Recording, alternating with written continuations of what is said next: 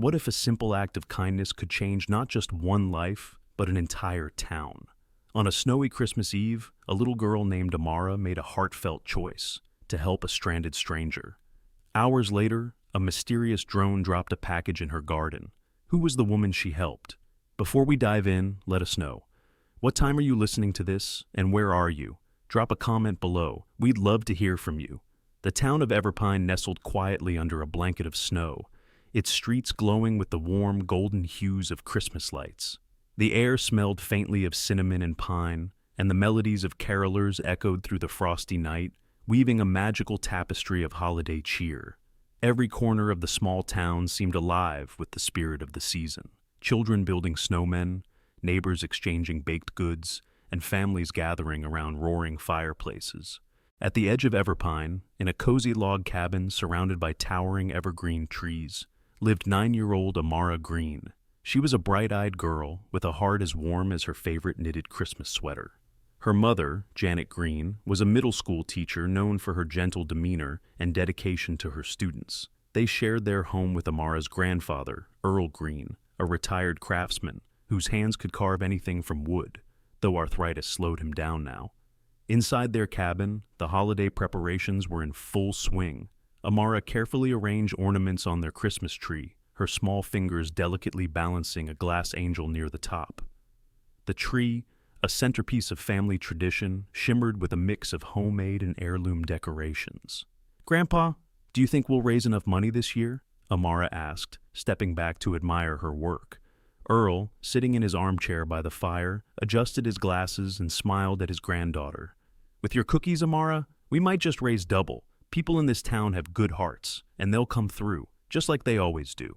Amara beamed. She had been saving the proceeds from her cookie sales to donate to the town's Tree of Hope fundraiser, an annual Christmas Eve event to support families in need. This year, she had worked tirelessly to bake, decorate, and sell cookies to her neighbors, managing to set aside a small but meaningful contribution. Janet entered the room, wrapping a scarf around her neck. "Time to pick up a few last-minute gifts, kiddo. Ready to go?" Amara grabbed her coat and hat, her excitement evident in every step. The night was crisp, and snowflakes fell gently as they drove toward the center of town. The streets were quiet this late in the evening, most families having settled in for the holiday. As they drove past the glowing windows of Everpine's shops, Amara spotted the town square where the Tree of Hope was already lit. Its bright white lights shimmered like a beacon against the dark winter sky. Amara couldn't wait to drop off her donation tomorrow. But as the car turned onto the highway, Janet slowed down. Up ahead, a dimly lit gas station came into view, and under its flickering neon sign stood a figure, hunched over in the biting wind. "Mom, stop the car," Amara said, her voice urgent. "That person looks cold." Janet hesitated but nodded.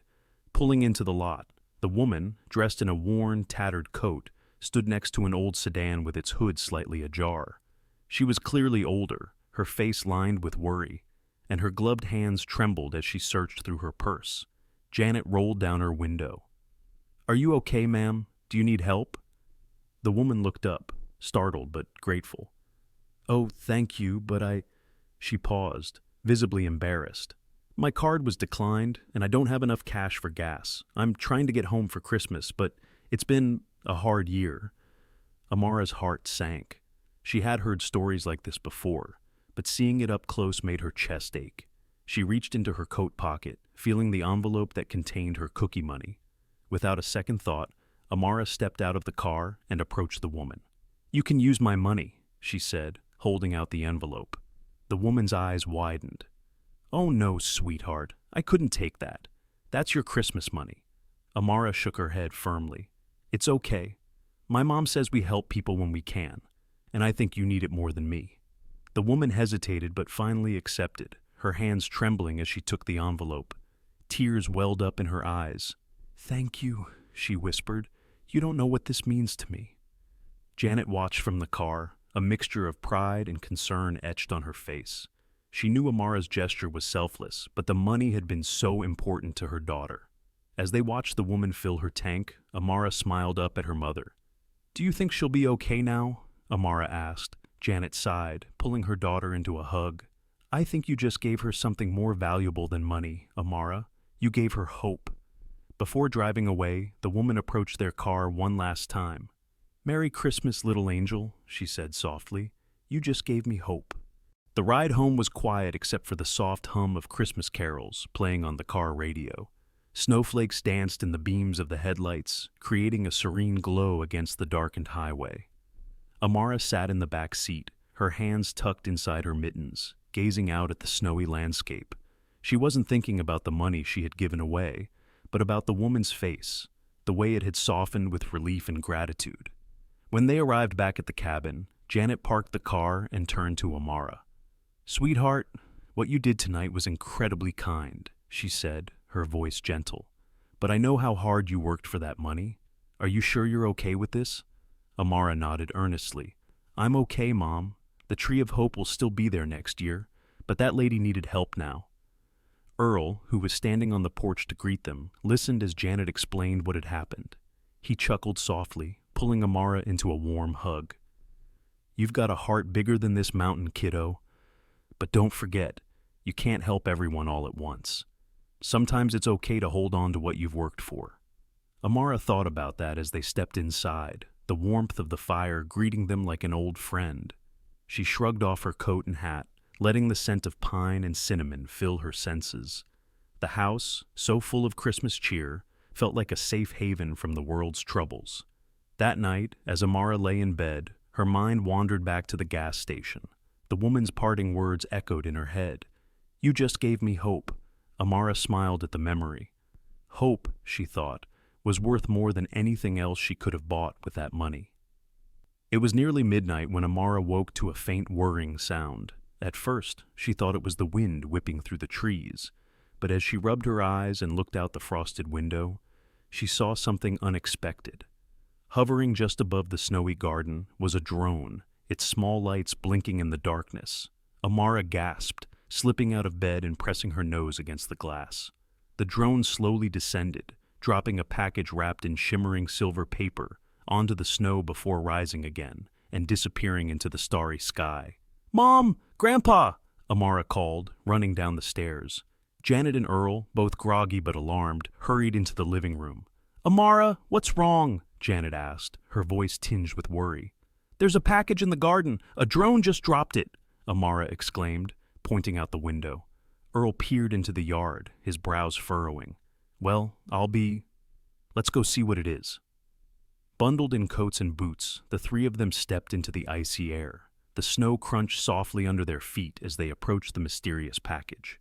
It glistened in the moonlight, almost as if it were glowing from within. Janet carefully picked it up, inspecting it for any labels or markings. There were none, except for a small tag tied with a red ribbon. "For the little girl whose heart shines brighter than the Christmas star," Janet read aloud. Her voice wavered slightly as she turned to Amara. "It's for you." Amara's eyes widened. "Me? Who would send me something?" They hurried back inside, gathering around the table as Janet untied the ribbon and gently unwrapped the silver paper. Inside the box was a small velvet pouch. Amara reached inside and pulled out a delicate silver necklace shaped like a snowflake. It was intricately crafted, each tiny facet catching the light and sparkling like freshly fallen snow. Also inside was a folded note written in elegant script. "Your kindness is the greatest gift of all. Thank you for reminding the world that even the smallest acts of compassion can create miracles. Merry Christmas." Amara stared at the note, her fingers trembling slightly. "Do you think it's from the lady at the gas station?" she asked, looking up at Janet and Earl. "It's possible," Janet said slowly, though her expression was a mix of wonder and concern. "But how did she know where we live? And how did she arrange for this drone delivery?" Earl chuckled softly, shaking his head. "Christmas magic, maybe? Or someone who knows the value of what this little one did tonight." As the fire crackled in the hearth, Amara held the necklace in her hands, tracing its delicate edges. She couldn't stop thinking about the woman and the note. What kind of miracle could her small act of kindness have created? Janet, sitting beside her daughter, stroked her hair. "You know, Amara, sometimes we don't realize the impact we have on others. That woman might never forget what you did for her tonight." Earl leaned back in his chair, his gaze thoughtful. And sometimes, he added, the universe has a way of paying it forward when we least expect it. Amara looked between her mother and grandfather, her young mind trying to piece together the mystery. "Do you think this means I did something good?" she asked quietly. Janet smiled, her voice warm. "I think it means you've reminded someone of the true meaning of Christmas, Amara, and that's the best gift anyone can give." As the clock struck midnight, signaling the arrival of Christmas Day, Amara slipped the snowflake necklace around her neck. It felt light, yet powerful, as if it carried with it all the hope and magic of the season. She climbed back into bed, clutching the note close to her chest, and drifted off to sleep with a smile. Outside, the snow fell softly, blanketing Everpine in a pristine, silent glow. Somewhere far away, a drone's tiny lights blinked as it vanished into the night. Christmas morning in Everpine began with the faint glow of sunlight reflecting off the freshly fallen snow. Amara awoke to the comforting scent of pancakes wafting from the kitchen. She reached for the silver snowflake necklace on her nightstand and slipped it around her neck, its cool metal resting lightly against her skin. The note from the mysterious package was folded neatly beside it, a reminder of the strange yet heartwarming events of the night before. Downstairs, Janet and Earl were already discussing the peculiar delivery over breakfast. Janet poured herself a cup of coffee, her brow furrowed in thought. "We need to find out who sent that package," she said, glancing toward Amara as she entered the room. Earl nodded, buttering his toast. "Could be that Margaret Winslow woman. But who is she really? The name rings a bell, but I can't place it." Amara slid into her seat, the necklace glinting in the morning light. "Do you think she's famous or something?" she asked, her curiosity piqued. Janet sipped her coffee thoughtfully. "She could be, or maybe she just has connections. Either way, we'll need to do some digging." That afternoon, after the Christmas festivities had quieted, Janet and Earl began their search for Margaret Winslow.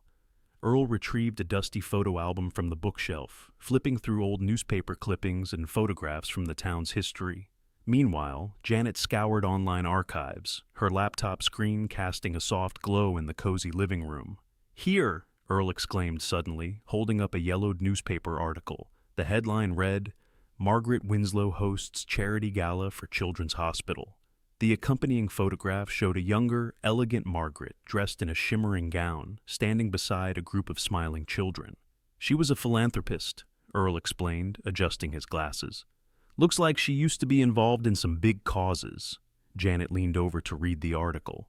"It says here she was a prominent figure in the tech industry before dedicating her life to charity. But this is from over 20 years ago. What happened to her after that?" Amara, who had been quietly listening from the couch, looked up.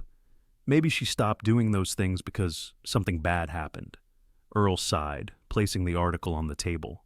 "That's possible, kiddo. People sometimes disappear from the spotlight when life takes a turn." As the family pieced together fragments of Margaret's past, Amara couldn't stop staring at the snowflake necklace. There was something about its design, so intricate, so deliberate, that made it feel more than just a simple trinket. She ran her fingers over the tiny engraving on the back, a symbol she hadn't noticed before, a circle enclosing 3 intersecting lines. "What's this?" she asked, holding the necklace up to show Janet and Earl. Janet leaned in for a closer look. "That's a logo," she said, recognition dawning on her face. "I've seen that before. It's the emblem of Starfield Technologies, a company that was huge in the 1980s and 90s. Earl's eyes widened. Starfield Technologies? Margaret Winslow was their founder. She practically revolutionized the tech industry back in the day. Amara tilted her head, trying to connect the dots. But why would someone who made computers give me a necklace? And why is she at a gas station now? Janet's expression softened as she placed a hand on Amara's shoulder. Sometimes life takes people in directions they don't expect. Maybe Margaret needed a reminder of the kindness she once gave to others, and you were that reminder. Janet continued her research, diving deeper into Starfield Technologies and Margaret Winslow's history. What she found painted a picture of both triumph and tragedy. Margaret had built an empire from scratch, earning accolades for her innovation and generosity. But after losing her husband and only child in a car accident one snowy Christmas Eve, she had quietly stepped away from her career and charitable work. Over the years, her name had faded from public memory, leaving behind only whispers of her legacy. It's no wonder she was so moved by Amara's kindness, Janet said, closing her laptop with a sigh. She's been carrying that loss for so long. Earl nodded solemnly, and maybe, in some way, she saw a reflection of her younger self in Amara. Amara listened intently, her heart heavy with the weight of Margaret's story. "Do you think she's okay now?" she asked quietly. Janet smiled faintly. "I think she's starting to be, thanks to you." As they discussed Margaret's past, a thought struck Amara. "What if we try to find her?" she asked, her eyes shining with determination. "Maybe we can help her too." Earl chuckled, ruffling her hair. "You've got quite the adventurous spirit, kiddo, but she might not want to be found." Amara crossed her arms, her expression resolute. "But she found me. That has to mean something." Janet exchanged a glance with Earl, seeing the same determination in Amara that had driven Margaret to achieve so much in her youth. "All right," Janet said finally. "We'll keep looking, but let's be patient and let the answers come to us." As Amara headed upstairs for bed, she clutched the necklace tightly in her hand. It felt like a link to Margaret, a connection that was both mysterious and meaningful. She didn't know what they would find, but she knew one thing for sure. Margaret Winslow's story wasn't over yet. The morning after Christmas, Everpine sparkled with a fresh layer of snow under a sky washed in soft pink and blue hues. The town had settled into a peaceful lull, the excitement of the holiday giving way to quiet reflection. Inside the Green family's cabin, the warmth of the crackling fire was matched by the glow of determination on Amara's face. She sat at the kitchen table, sketching out plans to write Margaret Winslow a letter. Her snowflake necklace hung around her neck, a tangible reminder of the mysterious woman whose story had become a thread in their lives. "Oh, are you sure about this, Amara?" Janet asked, placing a cup of cocoa in front of her daughter. "If Margaret wanted us to know more, don't you think she would have stayed in touch?" Amara frowned, her pencil tapping against the table. "Maybe, but I feel like she needs help. And if someone needs help, we should at least try, right?" Janet exchanged a glance with Earl, who sat in his armchair, polishing a wooden carving. "She's got a point," Earl said, his tone laced with both pride and caution. "But sometimes helping means respecting someone's space." Amara looked down at her paper. "I just want her to know she's not alone." Before Janet could respond, a knock echoed from the front door. Startled, the family exchanged puzzled looks before Earl rose to answer. Standing on the porch, wrapped in a heavy wool coat, was Margaret Winslow. Margaret's presence was both unexpected and humbling. Her weathered face, framed by strands of gray hair, softened with a warm smile. In her gloved hands, she held a beautifully wrapped gift. "I hope I'm not intruding," she said, her voice steady yet tinged with vulnerability. "I wanted to thank you properly. For everything." Janet welcomed her inside, helping her out of her coat. The firelight illuminated Margaret's features, revealing both the grace of her past and the weight of her struggles. Amara, her excitement barely contained, offered Margaret a seat at the table. "You didn't have to come all this way," Janet said gently, setting a steaming cup of tea before their guest. Margaret's eyes met Amara's, her expression tender. "I did. Because this little girl didn't just help me with gas. She gave me something I'd thought I'd lost forever. Hope." As the family gathered around, Margaret began to share her story. She spoke of her years as the founder of Starfield Technologies, how she had risen from modest beginnings to build an empire that changed lives.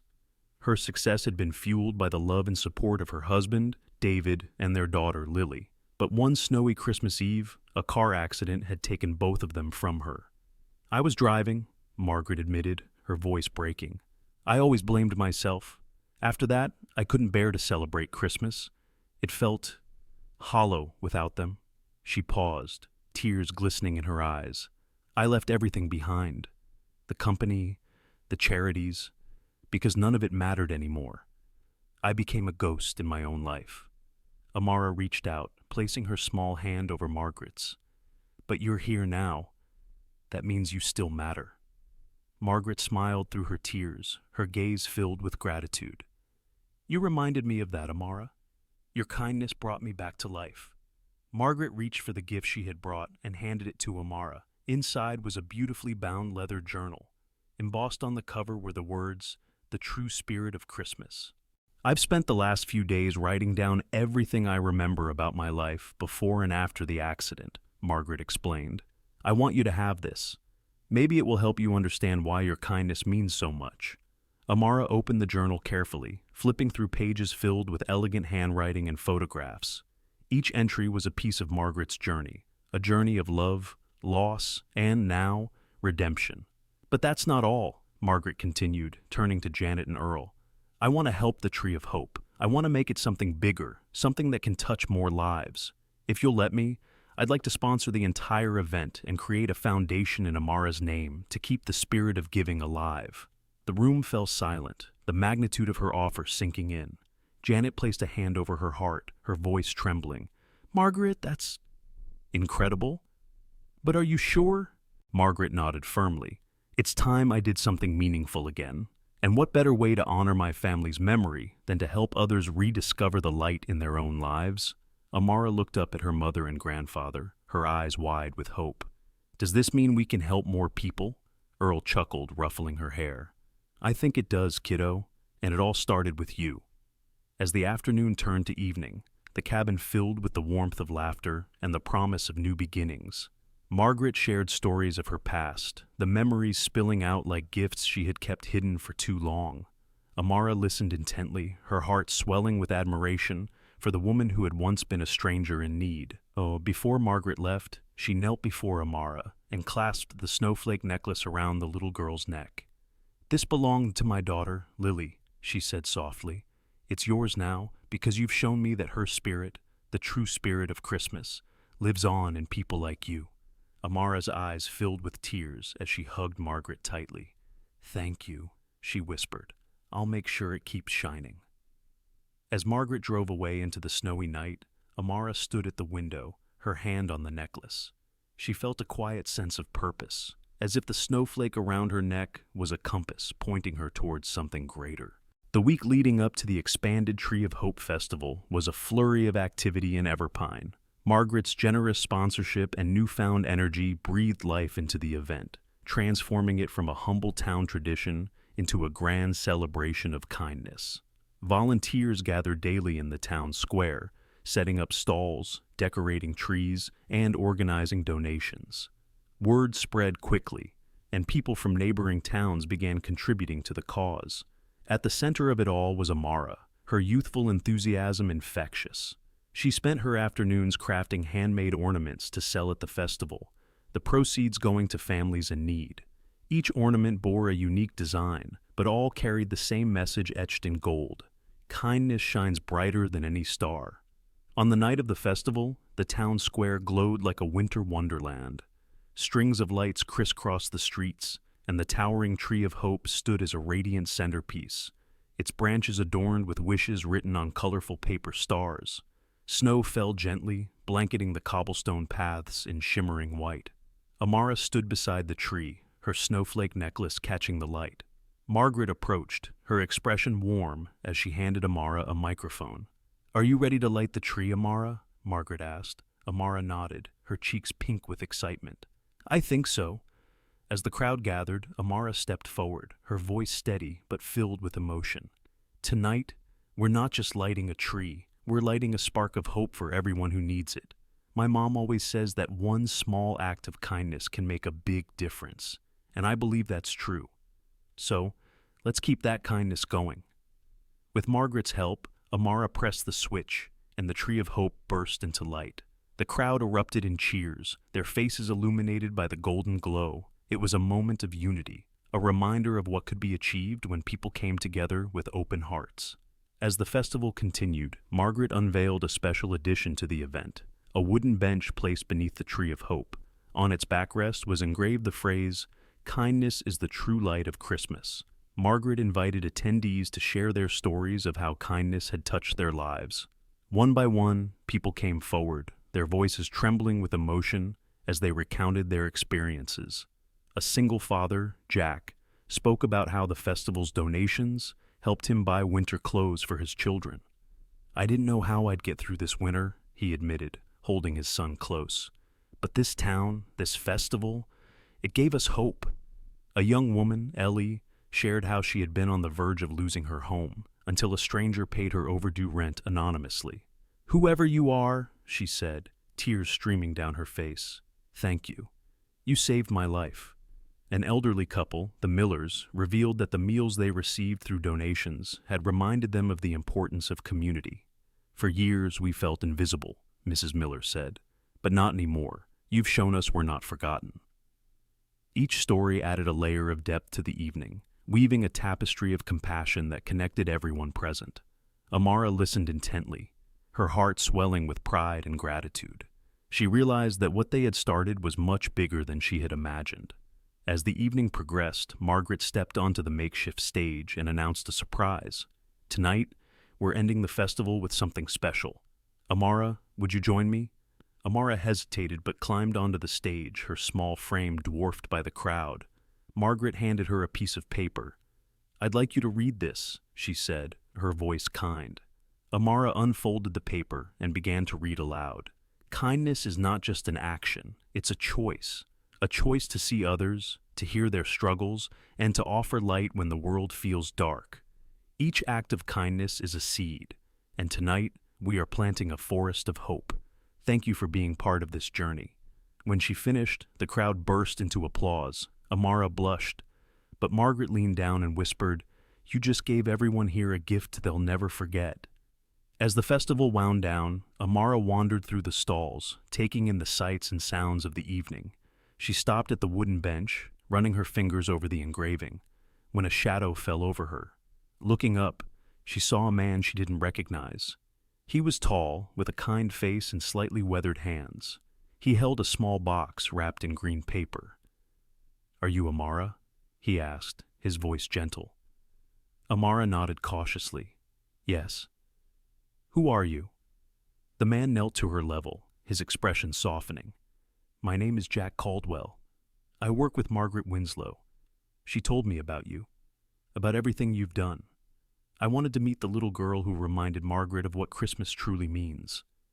He handed her the box. "This is from me and Margaret, a thank you for inspiring us all."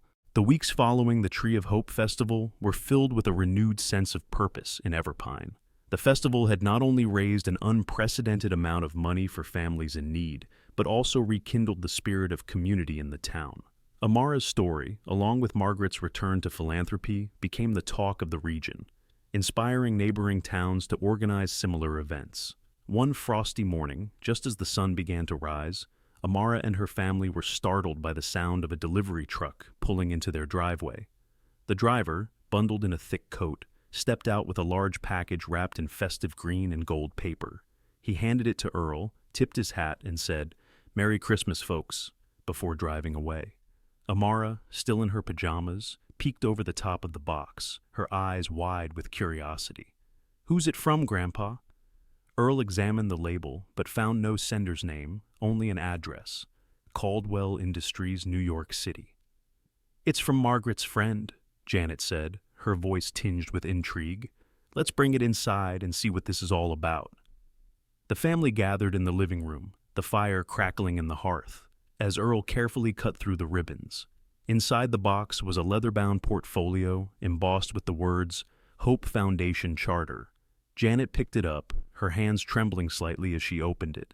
Inside were official documents establishing a new nonprofit organization, the Hope Foundation. The foundation's mission was clear: to provide assistance and resources to underprivileged families, starting in Everpine and expanding nationwide. At the bottom of the first page was a note written in Margaret's elegant handwriting. "To Amara and the Green family, your kindness has inspired something far greater than words can express. This foundation is a tribute to the light you've brought into my life and the lives of so many others. The initial funding comes from my personal estate and contributions from Caldwell Industries. Together, we can continue planting seeds of hope everywhere. With gratitude and love, Margaret Winslow." Tucked beneath the portfolio was a second gift, a framed golden plaque that read, "The Hope Foundation, inspired by the brilliance of Amara Green." Tears welled up in Janet's eyes as she read the note aloud. "This is beyond anything I could have imagined," she said, her voice breaking. Margaret has given us a way to change so many lives. Earl, normally steady and composed, removed his glasses to wipe his eyes. She's put a lot of faith in us. We'll have to rise to the occasion. Amara, cradling the plaque in her hands, looked up at her family. Does this mean we can help even more people, like Jack and the Millers? Janet knelt beside her daughter, placing a hand on her shoulder.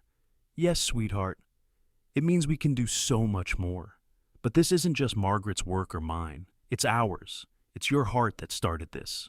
Amara smiled, feeling the weight of the responsibility, but also the warmth of their collective effort. Then we have to make it the best it can be. Later that day, Margaret arrived at the green cabin, her face glowing with a mix of excitement and contentment. She had brought with her Jack Caldwell, who stepped forward to shake Earl's hand. Mr. Green, Jack said warmly, Margaret and I have big plans for this foundation, but it wouldn't exist without your family's courage and compassion. We're here to make sure you have everything you need to get started. Margaret nodded, her gaze resting on Amara. This foundation isn't just a name on paper. It's a living, breathing legacy of what you've taught us, Amara. Kindness can change lives, and this is our way of ensuring that change reaches as many people as possible. Earl chuckled, motioning for everyone to sit.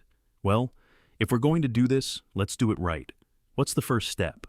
Margaret and Jack spent the afternoon outlining their plans for the foundation, from setting up local resource centers to partnering with businesses for job training programs. Amara listened intently, chiming in with ideas of her own. We should have a place where kids can come after school, she suggested. Somewhere safe and warm, where they can do homework or just have fun. Jack smiled. That's a great idea, Amara. We'll make it happen. As the sun dipped below the horizon, casting a golden glow over the snowy landscape, the group finalized their plans for the Foundation's first initiative, a winter outreach program. This program would provide coats, blankets, and warm meals to families struggling to make it through the cold months.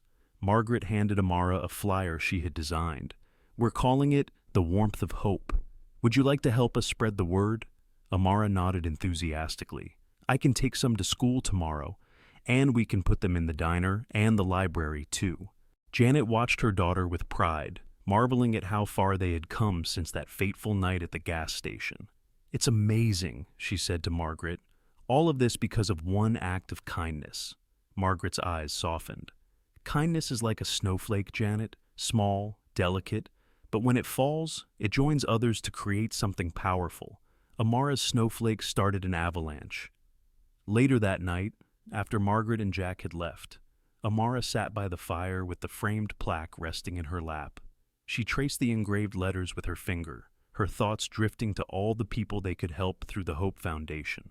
Janet sat beside her, wrapping an arm around her daughter. What are you thinking, sweetheart? Amara looked up, her eyes bright with determination. That maybe this is what I'm supposed to do, help people, like Margaret helped me. Janet kissed the top of her daughter's head. You're already doing it, Amara, and I have no doubt you'll do even more. As winter turned to spring, the Hope Foundation grew from a dream into a flourishing reality. Its first outreach program, The Warmth of Hope, had provided coats, meals, and shelter to over 100 families in the surrounding area. The people of Everpine took pride in their role, volunteering their time and resources to make the initiative a success. Amara, though still just 9 years old, became the face of the foundation. Her story, now widely shared through local and regional news, had inspired donations and support from all over the country. People called her the little girl with the big heart. And while Amara blushed at the attention, she remained grounded in the purpose that had started it all, helping those in need. The small town of Everpine transformed into a beacon of hope. Its streets, once quiet and modest, now buzzed with activity as volunteers, social workers, and benefactors came together to create lasting change. Margaret Winslow, who had once shied away from the spotlight, embraced her new role as the Foundation's guiding hand. Together with Jack Caldwell, she worked tirelessly to secure funding, organize events, and expand the Foundation's reach. One sunny afternoon, Margaret and Amara stood in front of the Everpine Community Center, which had just been renamed the Hope Center. A brand new sign adorned its entrance, and inside, Rooms had been refurbished to include classrooms, counseling spaces, and a vibrant activity center for children. "This is incredible," Margaret said, her voice filled with emotion. "And to think, it all started because you gave away your savings to a stranger." Amara looked up at Margaret, her snowflake necklace glinting in the sunlight. "It wasn't just me," she said modestly. "It was everyone in the town. And you." Margaret smiled, placing a hand on Amara's shoulder. "You remind me of my daughter," she said softly. "She always believed in the power of community, just like you." The following winter, Everpine was chosen to host a national conference on community-driven philanthropy. Representatives from across the country gathered to learn about the Hope Foundation's model and discuss how similar programs could be implemented in their towns. On the first evening of the conference, the town held a gala in the newly refurbished town hall. Amara was invited to speak, a responsibility she took with both excitement and a little nervousness. As she stepped onto the stage, the room fell silent, the crowd eager to hear from the young girl who had sparked a movement. Amara adjusted the microphone and looked out at the sea of faces. "When I met Margaret Winslow at that gas station, I didn't know who she was. I just knew she needed help. My mom always says that kindness doesn't have to be big or planned. It just has to be real. And that night, it was." She paused, her small hands gripping the edge of the podium. "What I've learned since then is that kindness isn't something you keep to yourself. It's something you share, and when you share it, it grows, like a snowball rolling down a hill." The audience erupted in applause as Amara stepped back, her cheeks flushed. Margaret, sitting in the front row, gave her a proud nod, her eyes glistening with tears. As the Hope Foundation's impact grew, so did its stories of transformation. At the conference, participants shared how their communities had adopted the foundation's principles. A town in Vermont launched a food pantry named after Amara, providing meals to over 200 families. In Chicago, a homeless outreach program, inspired by the warmth of hope, helped dozens of people find permanent housing. A school in Oregon started a kindness club, where students worked together to raise funds for local charities. Each story reinforced the foundation's motto: "Kindness is the true light of Christmas." On Christmas Eve, exactly 2 years after the night Amara gave Margaret her savings, the Green family gathered at the Tree of Hope. The festival had become a national event, with visitors traveling from far and wide to experience the magic of Everpine's spirit. Amara, now 11, stood before the tree with Margaret by her side. In her hand was the same golden star ornament she had received at the first festival. As the crowd counted down, she placed the star at the top of the tree, igniting a cascade of lights that illuminated the entire square. The crowd cheered, their faces glowing with joy and gratitude. Amara turned to her mother and grandfather, her heart full. "We did it," she said softly. Janet knelt beside her daughter, tears in her eyes. "You did it, sweetheart. You reminded all of us what Christmas is really about." Margaret placed a hand on Amara's shoulder. "And you've created something that will last far beyond Christmas. You've built a legacy of love." As the festival wound down and the town settled into a peaceful quiet, Amara and her family sat on the bench beneath the Tree of Hope. The snow fell gently, blanketing the square in a soft, shimmering glow. Amara held the snowflake necklace in her hands, her thoughts drifting to the many lives the Hope Foundation had touched. She looked up at the sky, imagining the stars twinkling as a reminder of all the kindness in the world. "Mom," she said, her voice thoughtful, "do you think kindness is like a miracle?" Janet smiled, wrapping an arm around her daughter. "I think kindness is the kind of miracle we can create, Amara, and you've shown us how." As the clock struck midnight, signaling the arrival of Christmas Day, Amara made a quiet promise to herself, to keep spreading kindness, no matter how small or simple the act. And in that moment, beneath the glowing tree and the falling snow, Amara knew her journey was just beginning. The legacy of the Hope Foundation and the spirit of the little girl who gave her savings to a stranger would live on, shining brighter than ever. Thank you for joining me for this story. I invite you to share your thoughts in the comments below. If you enjoyed the video, please consider subscribing to the channel to stay updated on the heartfelt stories I'm passionate about sharing. Your support means the world to me and motivates me to keep creating. I'm truly grateful to have you on this journey with me.